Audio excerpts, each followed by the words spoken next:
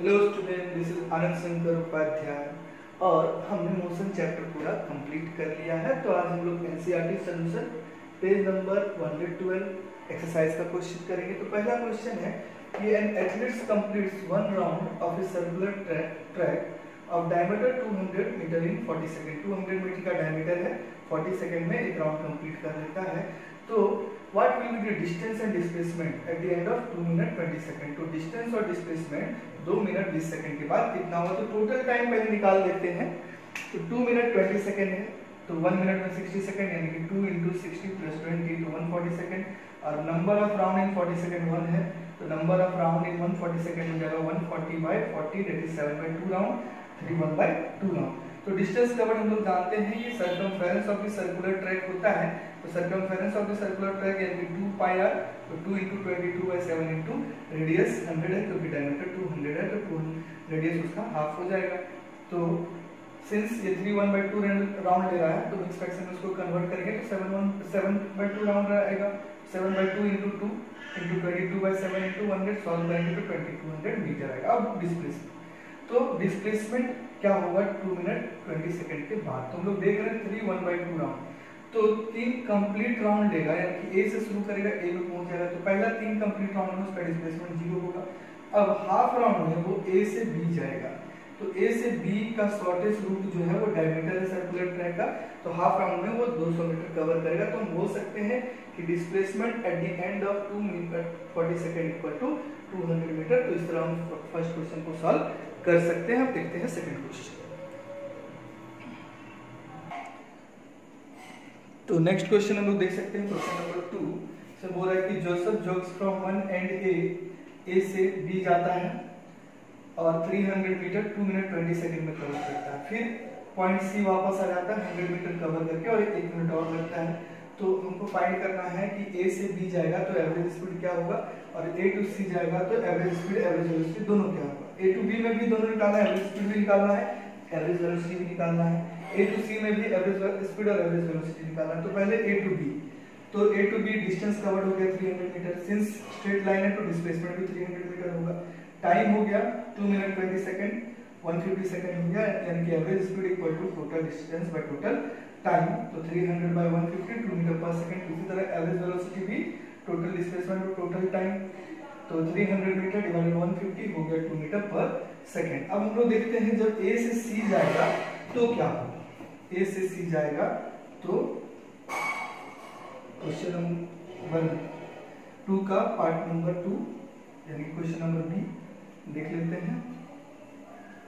तो ए टू सी जाएगा, तो डिस्टेंस जो है, डिस्टेंस इसका A B plus B C 300 metre plus 100 metre equal to 400 metre, और टाइम हो जाएगा,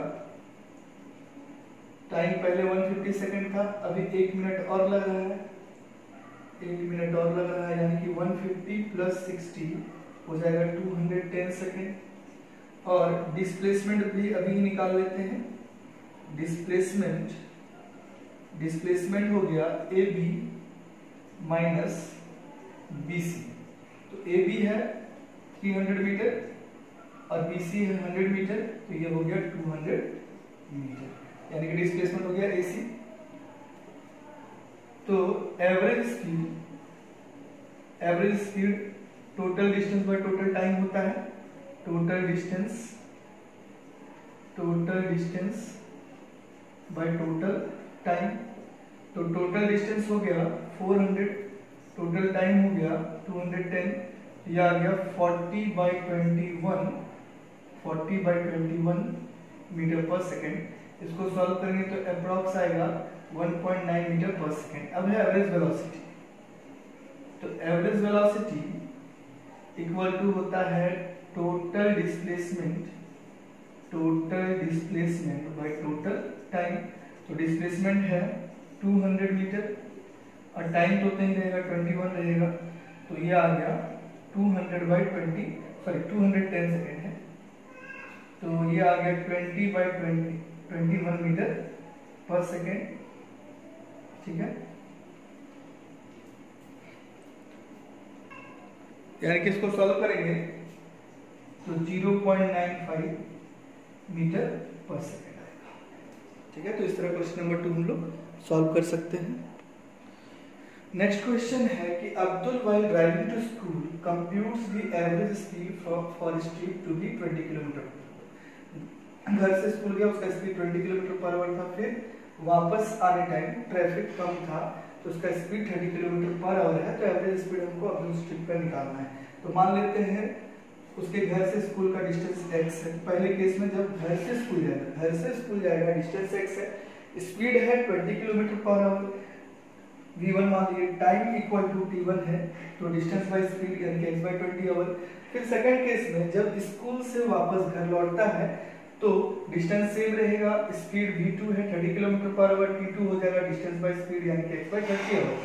तो टोटल डिस्टेंस हो गया x plus x 2x kilometre, total time x by 20 x by 30, LCM 60 हो गया। तो 20 टेबल में 63 बार में 3x और 30 टेबल में 2 बार में तो 2x, तो 3x plus 2x equal to हो गया 5x बाय 60 यानी कि x बाय 12। तो हम लोग जानते हैं एवरेज स्पीड इक्वल टू होता है total distance by total time. तो 2x टोटल डिस्टेंस टाइम हो गया x बाय 12, 12 रेसिप्रोकल करेंगे, 12 ऊपर जाएगा, xx यहाँ कटेगा और 2 into 12 यानी कि 24 किलोमीटर पर आवर। और इसको हम लोग एक शॉर्ट ट्रिक से भी कर सकते हैं, तो वो शॉर्ट ट्रिक भी देखते हैं। तो इसका शॉर्ट ट्रिक क्या है कि अगर इस तरह का क्वेश्चन रहे कि सेम डिस्टेंस हो और अलग अलग स्पीड से बॉडी ट्रेवल करे, तो हम लोग इसका स्पीड लिख सकते हैं average speed equal to 2v1 into v2 divided by v1 plus v2। तो इस तरह भी बना सकते हैं, v1 हो गया 20 और v2 हो गया 30 और 20 प्लस 30, तो 22 into 20 into 30 डिवाइडेड बाय 50, एक जीरो यहाँ से काट देंगे और ये 6 बाद में कट जाएगा, 2 2 4 and 4 into 6 equal to 24 kilometre पर आवर। तो इस शॉर्ट ट्रिक से भी हम लोग बना सकते हैं।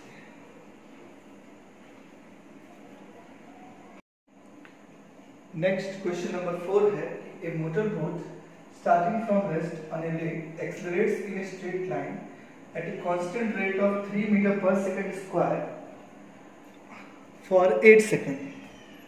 How far does the boat travel during this time. एक मोटर बोट है जो रेस्ट से स्टार्ट कर रहा है और एक्सेलरेट कर रहा है स्ट्रेट लाइन में, एक्सेलरेशन दिया हुआ है 3 मीटर पर सेकंड स्क्वायर 8 सेकंड के लिए। तो कितना डिस्टेंस वो कवर करेगा 8 सेकंड में। तो क्वेश्चन हमको अच्छा समझना है। स्टार्टिंग फ्रॉम रेस्ट यानी कि u इक्वल टू 0, एक्सेलरेशन दिया हुआ है 3 मीटर पर सेकंड स्क्वायर, टाइम दिया हुआ है 8 सेकंड, बोलता है 8 सेकंड के बाद उसका डिस्टेंस क्या होगा। तो हम लोग इक्वेशन ऑफ मोशन का 3 फार्मूला जानते हैं, v equal to u plus a। ये तो लगेगा नहीं क्योंकि इसमें डिस्टेंस निकालना हो रहा है, तो इसको काट देते हैं।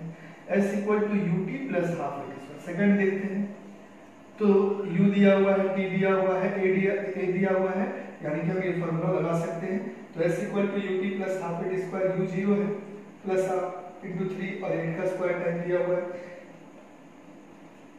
0 है यहाँ पे, तो ये खत्म हो जाएगा। तो हाफ 3 इंटू 8 का स्क्वायर 64, तो 2 से काटेंगे 32 बार में, तो 32 इंटू 3 96 मीटर, यानी कि 8 सेकंड में ये 96 मीटर कवर करेगा। ठीक है, नेक्स्ट क्वेश्चन देखेंगे हम लोग। Next question number 5 graphical question है। तो क्वेश्चन है कि a driver of a car travelling at 52 kilometre पर आवर अप्लाइज द ब्रेक। तो कार है जो कि 52 किलोमीटर पर आवर की स्पीड से मूव कर रहा है, ड्राइवर ब्रेक अप्लाई किया और एक्सेलरेट्स कर रहा है अपोजिट डायरेक्शन में, कार 5 सेकंड में रुक जाता है। दूसरा ड्राइवर कार को 34 किलोमीटर पर आवर में चलाता है और वो भी ब्रेक लगातार 10 सेकंड में सेकंड कार रुक जाता है। तो उसको ग्राफ में प्लॉट करना है और हमको बताना है कि दोनों कार में से सबसे ज्यादा दूर कौन सा कार जाएगा ब्रेक लगाने के बाद। तो पहला कार का देख रहे हैं कि इनिशियल जो वेलोसिटी है 52 किलोमीटर पर आवर है, तो 5/18 से मल्टीप्लाई करके उसको मीटर पर सेकंड में कन्वर्ट करेंगे, तो ये आएगा 14.4 मीटर पर सेकंड। और बोलता है कि 5 सेकंड के बाद जो कार है वो रुक जाता है, यानी कि t 5 सेकंड और फाइनल वेलोसिटी 0। तो हम लोग देख लेते हैं कि डिस्टेंस कितना ट्रेवल किया ये 5 सेकंड में। तो हम लोग जानते हैं कि ग्राफ से कैसे निकाल सकते हैं distance, area under the velocity time graph जो है वो डिस्टेंस बताएगा। तो यहाँ पे area under the velocity time graph जो है वो एरिया ऑफ ट्रायंगल है एओबी, यानी कि हाफ बेस हो गया ओबी और हाइट हो गया ओए, यानी कि हाफ 5 × 140.4 सॉल्व करेंगे तो 36 मीटर आएगा। तो इसी तरह सेकंड कार का इनिशियल वेलोसिटी है 34 km/h, उसको अगर हम मीटर पर सेकंड में चेंज करेंगे तो 9.4 मीटर पर सेकंड आएगा और ये 10 सेकंड में रुक जाएगा। और इसका डिस्टेंस ट्रेवल निकालेंगे इसी फार्मूला से, क्योंकि ये भी एरिया ऑफ ट्रायंगल ही है, distance under velocity time graph. तो ये हाफ 10 × 9.4 सॉल्व करेंगे 47 मीटर आएगा। तो ये सारे कैलकुलेशन से हम देखते हैं कि जो सेकंड कार है वो सबसे ज्यादा दूर तक ट्रेवल किया ब्रेक लगने के बाद।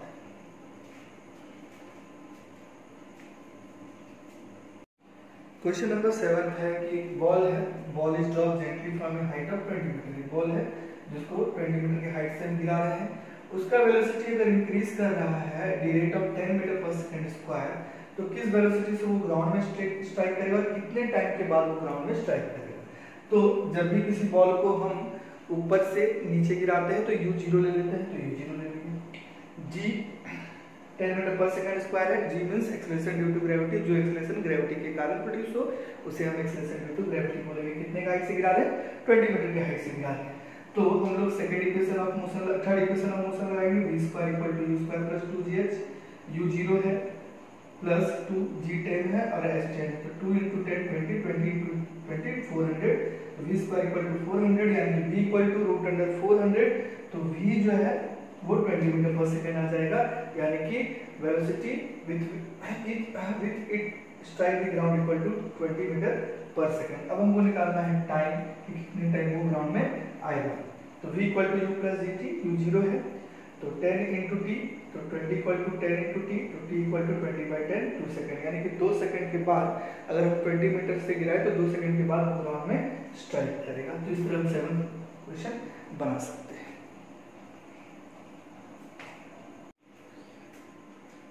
Next is question number 9। तो इसमें बताना है state which of the following situation are possible, कौन सा कंडीशन इसमें पॉसिबल है और एग्जांपल देना है। An object with constant acceleration but with zero velocity.